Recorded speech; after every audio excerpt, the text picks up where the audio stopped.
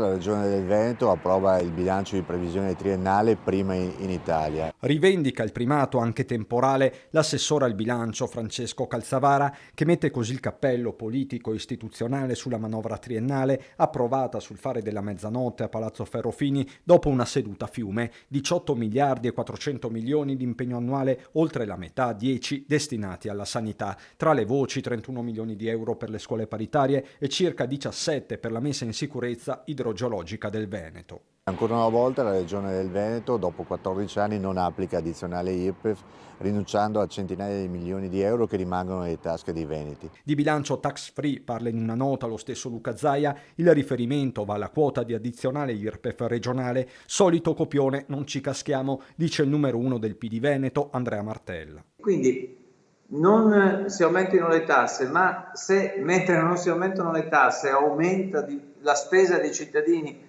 per la sanità, è una specie di gioco delle tre carte. Però siccome non voglio stare in questo gioco delle tre carte, dico benissimo, non si aumentino le tasse, però la manovra che ne è emersa è una manovra abbastanza modesta. Passa il bilancio, ma resta quindi la distanza tra opposizione e maggioranza, soprattutto sul tema dei temi, quello sanitario. Uno scivolamento sempre più evidente verso il privato, una spesa per i cittadini che aumenta e una spesa per gli stanziamenti per la sanità privata in aumento, mentre il livello essenziale dell'assistenza del Veneto scivola di qualche posto.